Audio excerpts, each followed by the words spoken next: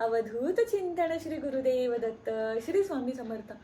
नमस्कार मंडळी, स्वरूपम समर्थम चॅनलमध्ये तुम्हा सर्वांचं खूप खूप एकदा मनापासून स्वागत करते आहे. तर मंडळी, आजच्या व्हिडिओमध्ये मी तुम्हाला काय सांगणार आहे, गुरुचरित्राचा 14वा अध्यायाचं महत्त्व. गुरुचरित्राचा 14वा अध्याय आणि 18वा अध्यायाला आपण मेरुमणी असं म्हणतो. बघा, गुरुचरित्राचा संपूर्ण ग्रंथ पठण करणे आपल्याकडून रोज शक्य नाही, पण 14वा अध्याय आणि 18वा अध्याय ह्या दोन अध्यायांचं किंवा दोनपैकी एकाही अध्यायाचं आपण रोज पठण करू शकतो. आणि ते पठण करायला आपल्याला साधारण फक्त 3 ते 4 मिनिटं किंवा 5 मिनिटं इतकाच वेळ लागणार आहे. त्या व्यतिरिक्त जास्त वेळ लागणार नाही आहे. आपल्या सगळ्यांना माहिती आहे की 26 डिसेंबर 2023ला आहे दत्त जयंती. आणि दत्त जयंती निमित्त आपल्याला जितकी जास्त होईल तितकी महाराजांची सेवा करायची आहे, तितकी दत्त महाराजांची सेवा करायची आहे, स्वामी महाराजांची सेवा करायची आहे. बघा, बरेच जण मला विचारतात की ताई, गुरुचरित्राचा 14वा अध्याय किंवा 18वा अध्यायाचं महत्त्व काय. याआधीही मी इंस्टाग्रामवर एक रील बनवली होती गुरुचरित्राचा 14वा अध्यायाबद्दल. त्याला मिलियन्स व्ह्यूज झाले आणि बऱ्याच लोकांना ती रील फार आवडलेली आहे. तर तुम्ही जर बघितली नसेल तर एकदा जाऊन बघा. आज मी तुम्हाला परत गुरुचरित्राच्या 14वा अध्यायाबद्दल तुम्हाला माहिती देणार आहे. आणि अपेक्षा करते की जर तुम्हाला आवडला असेल तर तुम्ही पण ही सेवा नक्की सुरू करा. गुरुचरित्राचा 14वा अध्याय आणि 18वा अध्यायाला मेरुमणी म्हणतात. आणि आपल्या आयुष्यातले जे कुठले संकट असेल ते आपण टाळण्यासाठी गुरुचरित्राचा 14वा अध्याय आणि 18वा अध्यायाचं पठण करत असतो. आणि मुख्य म्हणजे काय आहे, ही अगदी छोटी पुस्तक आहे. हे बघा, ही अगदी छोटी पुस्तक आहे आणि याची किंमत आहे फक्त 10 रुपये. याची किंमत आहे फक्त 10 रुपये.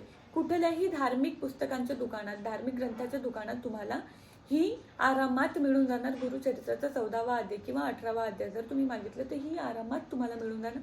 आणि ही पठण करायसाठी तुम्हाला साधारणतः 5 ते 7 मिनिटं लागणार, त्याच्यावर तुम्हाला वेळ लागणार नाही. तर जेव्हा जर तुम्ही गुरुचरित्राच्या ग्रंथाचं पारायण केलं असेल आणि जर तुम्ही ग्रंथ उघडून बघितला असेल तर त्यात तुम्हाला एक लक्षात आलं असेल की प्रत्येक ग्रंथाच्या आधी, प्रत्येक अध्यायाच्या आधी त्या अध्यायाचा सारांश दिलेला असतो. म्हणजे ह्या अध्यायात काय काय आहे हे मराठीत लिहिलेलं असतं. तर प्रत्येक अध्यायाच्या आधी त्या अध्यायाचा सारांश दिलेला असतो. त्यावरून आपल्याला कळतं की या अध्यायाचं महत्त्व काय आहे. गुरु बघ सांगे गुरुची लक्षणं, गुरुचरित्राचे कर पारायण. याचा अर्थ काय, गुरुचरित्र हा इतका पवित्र ग्रंथ आहे की त्या ग्रंथात एक योग्य गुरु कसा असला पाहिजे ह्याची महाराजांनी माहिती दिली आहे. एक योग्य शिष्य कसा असला पाहिजे, त्याची लक्षणं कसले असले पाहिजे याची माहिती त्या ग्रंथात महाराजांनी दिली आहे. इतका पवित्र ग्रंथ. आपल्या हिंदू धर्मात गुरुचरित्राला 5वा वेद असे मानले जातं. गुरुचरित्रासारखा पवित्र ग्रंथ कुठलाही नाही. अहो, आपले नशीब लागतं आपल्या आयुष्यात. जर आपण गुरुचरित्राचं पारायण करायचं म्हटलं तर आपलं नशीब लागतं. नशिबाने महाराज आपल्याकडून गुरुचरित्राचं पारायण घडवून घेतं. तर त्यामुळे बघा, रोज आपल्याकडून गुरुचरित्राचं पारायण करणं शक्य नाही ना, तर मग गुरुचरित्राचा ग्रंथाचा मेरुमणी म्हणून जो म्हटला जातो गुरुचरित्राचा 14वा अध्याय, त्याचं पठण आपण तर रोज नक्कीच करू शकतो. इथे तुम्हाला आता फ्रंट कॅमेरा सुरू आहे म्हणून तुम्हाला उलटं दिसणार, पण इथे लिहिलं आहे श्री गुरुचरित्र 14वा अध्याय. तर ही 10 रुपयाची पुस्तक आहे, तुम्हाला कुठेही मिळून जाणार. याचं महत्त्व काय हे मी तुम्हाला सांगते. बघा, बऱ्याचदा असं होतं की कुठला व्यक्ती वारंवार आजारी पडत असतो किंवा कुठला गंभीर आजार असतो. बऱ्याचदा तुम्ही बघितलं असेल की डॉक्टरसुद्धा म्हणतात की आम्ही आमच्याकडून बरेच प्रयत्न केले, पण आता सगळं देवाच्या हाती आहे. त्यावेळी काय करायचं, तर त्यावेळी आपण महाराजांचे शरण द्यायचं. बघा, जर कुठलाही आजार असो त्यावर डॉक्टरांशिवाय किंवा औषधांशिवाय पर्याय नाही. पण त्या औषधांना आणि त्या डॉक्टरांच्या प्रयत्नांना जर यश मिळायचं असेल, जर यश आपल्याला मिळवून घ्यायचं असेल तर महाराजांच्या चरणी जा, महाराजांशी प्रार्थना करा. ते नक्कीच डॉक्टरांच्या प्रयत्नांना यश नक्कीच मिळवून देणार. तर त्यावेळी काय करायचं, जेव्हा आपले सगळे पर्याय बंद होतात त्यावेळी आपण गुरुचरित्राचा 14वा अध्यायाचं पठण करायचं. मी आणखी एकदा तुम्हाला सांगते, जर कुठला गंभीर आजार आहे, कुठली औषध तुम्हाला लागत नाही आहे, वारंवार तुमचे ॲक्सिडेंट होत आहे, वारंवार तुमच्या जीवावर कुठलं संकट येत आहे, अकाली मृत्यूची भीती आहे, कुठलेही प्रकारचं तुमच्या आयुष्यात संकट आहे, त्यावर एक महत्त्वाचा उपाय म्हणजे काय, गुरुचरित्राचं 14वा अध्यायाचं पठण करणं. तर खूप छान खूप एक शुभ दिवस आपल्याकडे येत आहे, तो म्हणजे दत्त जयंती. 26 डिसेंबर 2023ला आहे दत्त जयंती. तर ज्यांना कोणाला नित्यसेवेमध्ये गुरुचरित्राचं 14वा अध्यायाचं पठण करायचं आहे, त्यांनी दत्त जयंतीपासनं दररोज आपल्या नित्यसेवेमध्ये गुरुचरित्राच्या 14वा अध्यायाचं पठण करा. मी तुम्हाला आधी सांगितलं 5 ते 7 मिनिटं लागणार साधारण, आणि जेव्हा तुम्ही रोज पठण करणार ना, तेव्हा तुम्हाला तो गुरुचरित्राचा 14वा अध्याय पाठ होऊन जाणार.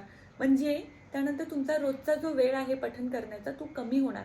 पठण करणे म्हणजे वाचणे. बरेच लोक मला मेसेज करतात की ताई, पठण करणे म्हणजे काय? पठण करणे म्हणजे ग्रंथाचं पठण म्हणजे वाचणं. तर गुरुचरित्राचा 14वा अध्यायाचं तुम्हाला वाचन करायचं आहे, बरोबर. तर जर तुम्हाला नित्यसेवेमध्ये म्हणजे दररोज तुम्हाला ह्या ग्रंथाचं वाचन करायचं आहे, तर दत्त जयंतीपासून तुम्ही रोज ह्या ग्रंथाचं वाचन सुरू करू शकता.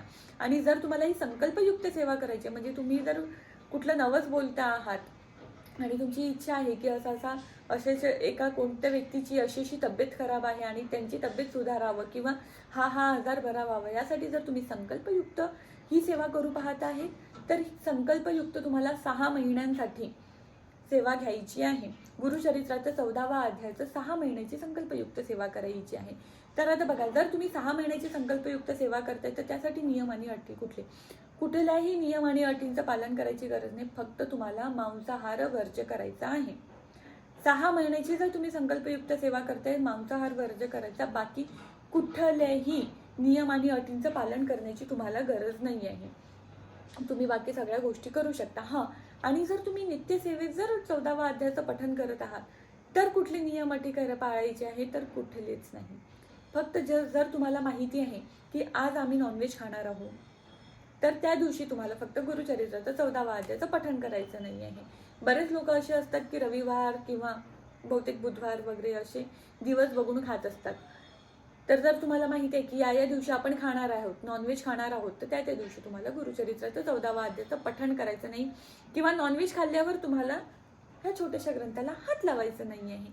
इतके छोटे नियम आणि अटी आहेत. बघा, जेव्हा आपण गुरुचरित्र ग्रंथाचं पारायण करतो तेव्हा बरेच नियम आणि अटीचं पालन आपल्याला करावं लागतं. खाण्यापिण्यात नियम आणि अटी पाळावं लागतात. आपल्या झोपण्यात, आपल्या उठण्या बसण्या सगळ्या गोष्टींमध्ये नियम आणि अटींचं पालन करावं लागतं. पण त्या एकही नियम आणि अटींचं पालन न करता छोटीशी सेवा करून जर आपल्याला खूप मोठं फळ मिळत असेल, तर मग आपण का नाही करायची? बघा, जेव्हा सगळे मार्ग बंद होतात ना, तेव्हा फक्त एक अध्यात्माचा मार्ग आपल्या पुढं असतं, आणि ते म्हणजे आपले स्वामी महाराज. अशक्यही शक्य करतील स्वामी. आपले दत्त महाराज, आपले स्वामी महाराज हे आपल्या प्रत्येक संकटांचं आपल्यासाठी उत्तर आहे. आणि हे जे आहे ना, हे आपलं शस्त्र आहे. ह्याच्यावर विश्वास ठेवा, तुमच्या सगळ्या संकटांना मार्ग नक्की दिसेल. मी तुम्हाला आताही सांगत आहे, वारंवार कोणी आजारी पडत असेल, अकाली मृत्यू असेल, वारंवार ॲक्सिडेंट होत असेल, औषध काम नाही करत आहे, कुठलीही समस्या असो, हा म्हणजे तुमच्यासाठी शस्त्र आहे. तुम्ही करून तर बघा. तुम्ही आपल्या नित्यसेवेत गुरुचरित्राचा 14वा अध्याय आणून तर बघा. गुरुचरित्रासारखा पवित्र ग्रंथ कुठलाच नाही. आपल्या आयुष्यातील प्रत्येक संकट, प्रत्येक अडचण याच्यासाठी जर कुठलं उत्तर असेल, तर तुम्हाला ते गुरुचरित्रात मिळणारच. तर म्हणून मी सगळ्यांना सांगते, जर कोणाला 14वा अध्यायाची सेवा सुरू करायची आहे, संकल्पयुक्त सेवा सुरू करायची आहे, किंवा नित्यसेवेत जर तुम्हाला 14वा अध्यायाचं पठण करायचं आहे, तर 26 डिसेंबर 2023 पासनं तुम्ही सगळेजण ह्या सेवेला लागा. व्हिडिओ आवडला असेल तर व्हिडिओला लाईक करा, शेअर करा. ज्यांना कोणाला जर गरज असेल ना, त्यांच्यापर्यंत नक्की हा व्हिडिओ पोहोचवा. म्हणजे कमीत कमी आपण सेवा ही नाही करू शकत आहे, पण गरजू व्यक्तींना तरी माहिती पडेल आणि त्यांच्या तरी आयुष्यातले काही संकट निवारण होईल. आणि चॅनलला अजूनपर्यंत सबस्क्राईब केलं नसेल तर सबस्क्राईब करून जा. इंस्टाग्रामवर जर फॉलो केलं नसेल तर फॉलो करून जा. पुन्हा एकदा मी अशाच एका नवीन व्हिडिओसोबत येणार, अशाच एका नवीन माहिती बरोबर. भिऊ नकोस, स्वामी सदैव पाठीशी आहे. धन्यवाद.